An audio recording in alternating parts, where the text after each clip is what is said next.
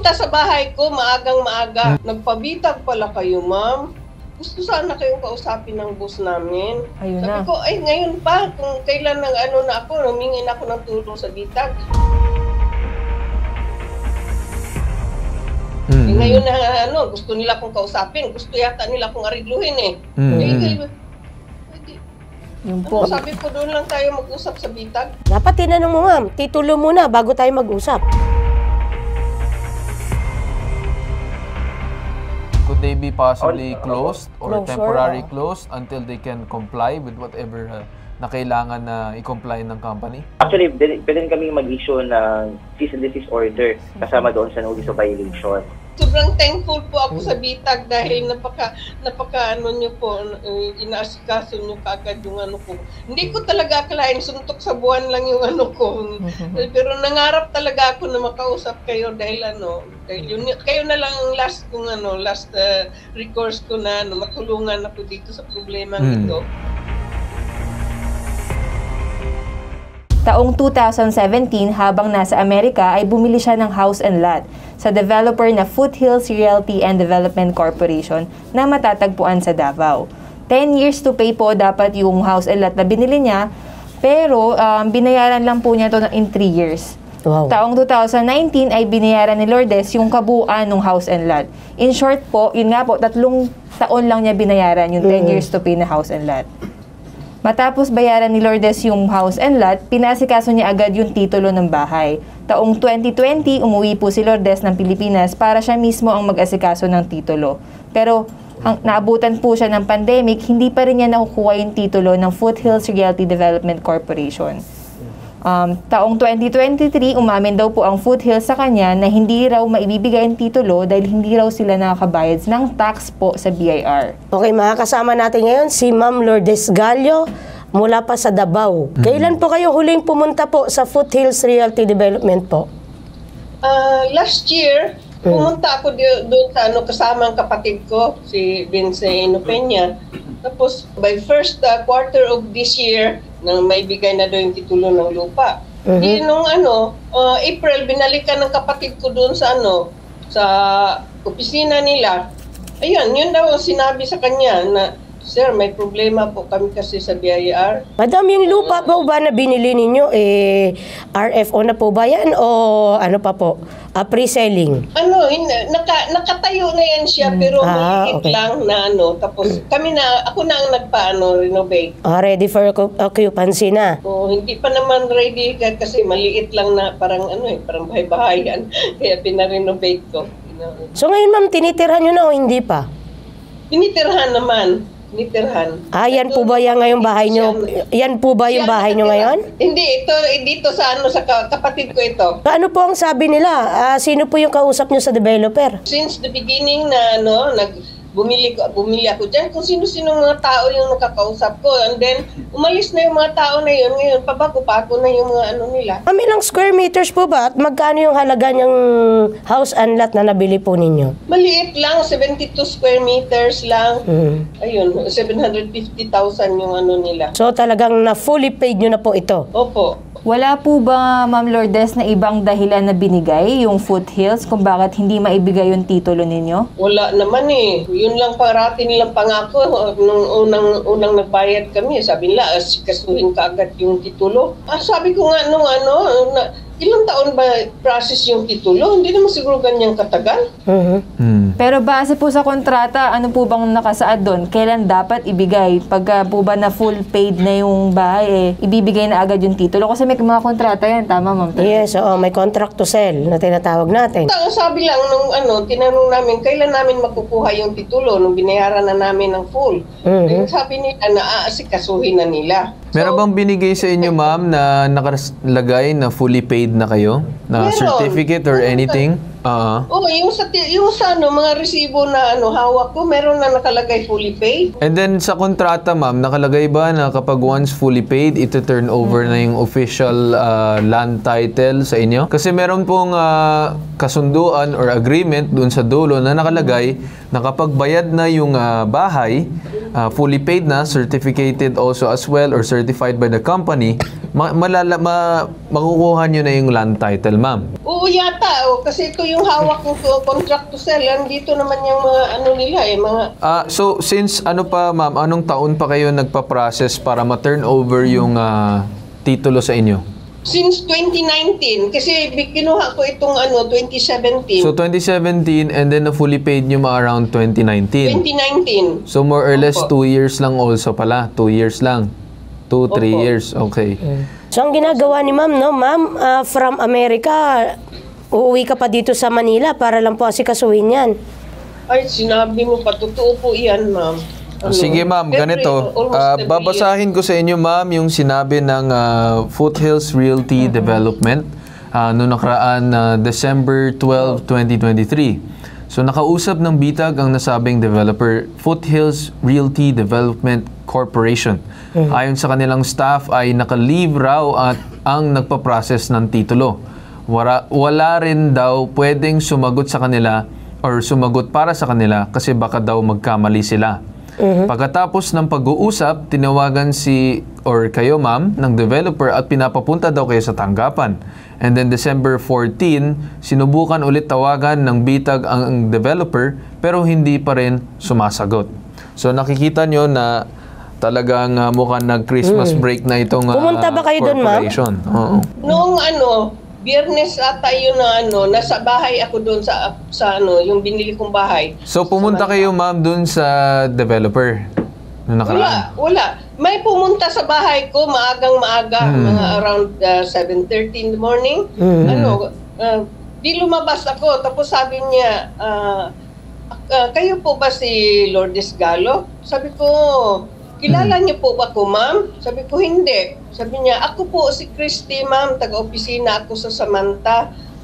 Nagpabitag pala kayo, ma'am? Sabi ko, oo, dahil hindi ko na matiis yung niyo, yung parating yung pangako na yung tungkol sa titulo. Sabi niya, ma'am, gusto sana kayong kausapin ng boss namin. Ayun Sabi na. ko, ay ngayon pa, kung kailan na ako, humingin ako ng tulong sa bitag.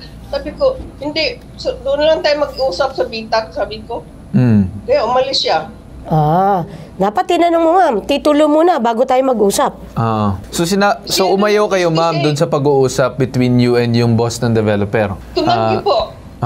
Okay. Okay, ngayon na lang ba, nung samantalang noon, pag tumawag yung kapatid ko, hindi sila sumasagot. Tapos pag pinuntahan, kung ano-anong dahilan nila. Ngayon na gusto nila akong kausapin. Gusto yata nila akong aridluhin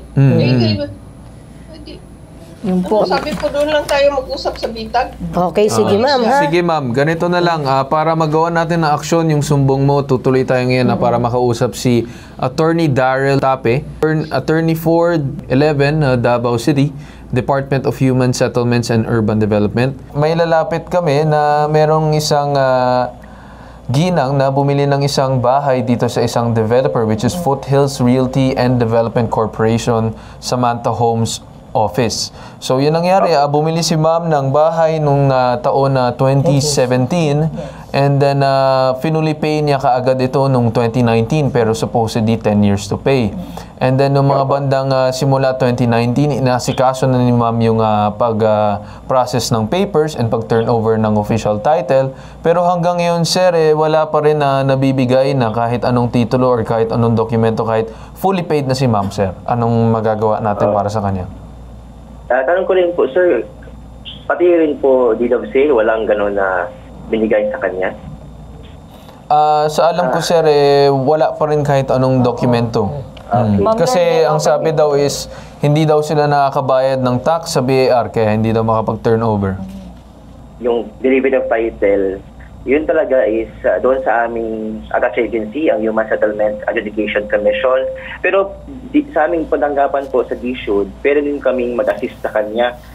I think nakikita ko na may posibilidad na may violation under Presidential Decree number 957 itong developer. So pwede kami sa DSUD mag-issue ng notice of violation laban dito sa developer. And including na doon yung we-order din na i-deliver yung title kasi sabi naman ni ma'am, fully paid na by 2019. So under the law, if fully paid na yung title, I mean, yung total price paid, no? Fully paid na siya, dapat talagang i-deliver yung title ng unit. Could they be possibly closed or Closure, temporary closed until they can comply with whatever na kailangan na i-comply ng company? Yes, salamat po sa pag-mention niyan, sir. No? Actually, pwede kami mag-issue ng cease and desist order kasama doon sa notice of violation. Ang tanong ko lang kay attorney. Attorney, good morning, no? Si Tonet po, ito si Bitag Tonet. First time lang po ba kayo nakatanggap ng ganitong reklamo po sa Samantha Homes? As far as I know po, sir, ma'am, wala pa ako natatanggap for Samantha Homes. Pero per our records po, tingnan namin yung records namin. Meron na din actually kaming na-issue na penalty sa kanila year 2009 pa. But hindi po ito may kaugnayan doon sa pag-deliver ng title. Meron silang problema lang doon sa kanilang drainage system na hindi pa nila na-resolve noong time 2009. Unang-una talaga sa lahat, kung bibili kayo ng bahay, kailangan talagang mag-secure yung developer ng license to sell from DHSUD. Kasi po iyan yung pong requirement ng law before po sila makapagbili ng authorize sila magbenta ng mga bahay. So dapat po before tayo talaga tatanggap doon babayad, dapat klaro sa ating mga buyer kung ano talaga yung mga obligations and responsibilities nila once they are fully paid. And of course, klaro din sa kanila kung ano yung obligasyon ng seller para after nila makapag-fully paid po. Okay. Sa ngayon po, attorney, anong possible po na magawa ng DSUD po dito kay Ma'am Lourdes? Ano pong may extend natin na tulong po para sa kanya? I will personally assist her po, ma'am, kung ano po ang dapat namin pwedeng patulong sa kanya. No? Kasi kailangan talaga namin malaman lahat-lahat ng detalye from the complaint and then yung nabanggit kanina yung sagot ng developer kasi bibigyan din natin sila ng due process. But definitely, ma'am, nakikita kong possibility na meron talaga notice of violation dyan. So, pwede namin, aside from the imposition of the admin fine, pwede namin i-assist si ma'am doon sa pag-file ng case doon sa aming attached agency, ang Human Settlements and Education Commission. Kasi po, sila po talaga yung meron jurisdiction doon sa bagay na yon. Pero on the part of the issue, pwede kami mag-assist. No? We will direct the developer to issue the title para sa ating seller. Ayun. Okay, sir. Yun lang naman, sir, yung gusto namin na mangyari din is talagang para wala ng problema si ma'am is may issuehan na ng title at pwede na niyang matirhan yung bahay niya na wala nang iniisip na problema. At maraming salamat, sir, dun sa sinabi niyo din na statement and yung educational information para din sa ating mga manonood. Maraming salamat, sir. At okay, Ma'am Lourdes, okay na ba yun sa inyo yung sinabi ni Attorney Daryl kanina na tungkol doon sa pag-assist sa inyo at sasamahan kayo mismo sa pag-file ng case para if ever magbigyan ng notice of violation itong company, tapos in the end mabibigay sa inyo, ma'am, para ma-issuehan din kayo ng titulo ninyo para sa bahay ninyo. Okay ba yun sa inyo, ma'am? Opo. Opo. Sige, ma'am. Salamat po. Noong una natin nakita si ma'am, stress na stress. Pero ngayon, gumaganda ng aura ni mama naman. Salamat po. Opo, maging masaya ka na Maganda po, Pasko mama. ni ma'am, for sure. Maganda ang Pasko.